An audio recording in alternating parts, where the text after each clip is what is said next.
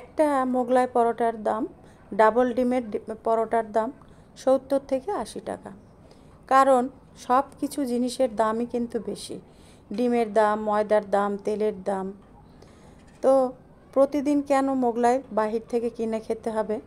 এত সহজ আর সাধারণ একটা রেসিপি আমরা ঘরেই কিন্তু 1 ডিম ক্যান, 2 ডিম ক্যান আর 4 ডিম ক্যান।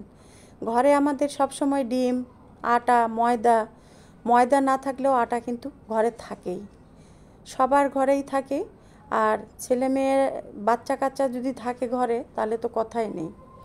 আটা ময়দা, কারণ আটা ময়দা সকালে নাস্তাতেও লাগে, আবার এই তো নাস্তা যেটাই করি না কেন সেখানে আমাদের আটা ময়দা লাগে। তো ময়দা যদি ঘরে না থাকে তাহলে আটা দিয়েও আমরা কিন্তু এই মজাদার গরম গরম মোগলাই পরোটা বানিয়ে নিতে পারি যে কোনো সময়। তো এই তো 2টা ডিম, আর আজকে রান্না করেছিলাম গোশ, সেখান থেকে গরুর মাংসর 2-3 পিস রেখে দিয়েছিলাম, সেটা ঝুরি করে দিয়ে দিয়েছি। আর ধনিয়া পাতা, কাঁচামরিচ কিছুই প্রয়োজন নাই। আর যদি কিছু নাও দিতে চান, কিচ্ছু দিতে হবে না, জাস্ট লবণ, মরিচ আর এই যে ধনিয়া পাতা বেশি করে, কাঁচামরিচ একটু কুচিয়ে, আর যদি পারেন তাহলে একটু পাপরিকা, সব কিছু দিয়ে ডিম সহকারে, মাংস সহকারে মাখিয়ে রেখে দিয়েছি। আর এদিকে ময়দার ডো তৈরি করে নিয়েছিলাম। এরপরে রুটিটা সুন্দর করে বড় বড় করে রুটি বানিয়ে তার উপরে দিয়ে দিয়েছি ডিমের সেই গোলাটা।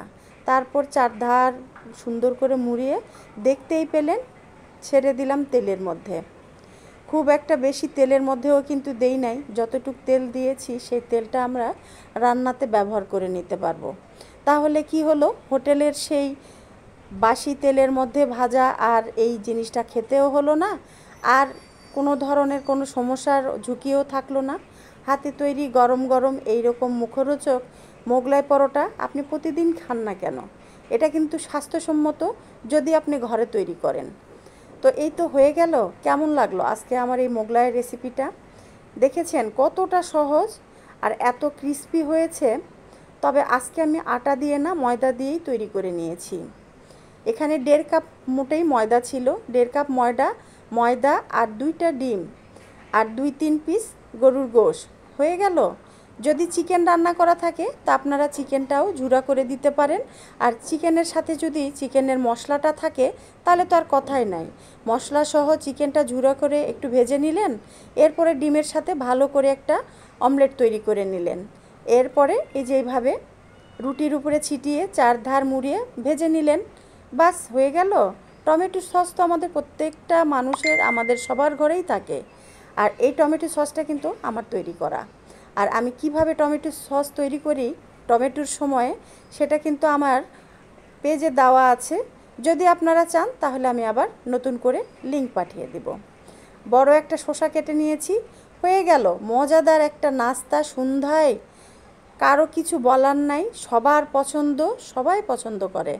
গরম গরম এমন ক্রিস্পি মোগলাই পরোটা হইলে আর কি লাগে। আমি আগেই বলেছিলাম, একটা ডিম ক্যান আর ডাবল ডিম ক্যান, আপনার যদি মন চায় আপনি 3টা ডিম দিয়েই বানান না কেন, যতটা ডিম খেতে ইচ্ছে করে দিয়ে দিন। আটা কিংবা ময়দার পরিমাণটা আপনি ইচ্ছা মতো করে নিতে পারবেন।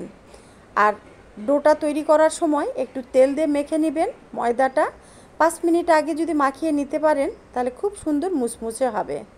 এই তো সাথে বানিয়ে নিচ্ছি চা। হয়ে গেল আজকে বিকালের ঝটপট সন্ধ্যার নাস্তা। সকলে ভালো থাকবেন, সুস্থ থাকবেন। রেসিপিটি ভালো লাগলে অবশ্যই লাইক, কমেন্ট, শেয়ার করে পাশেই থাকবেন।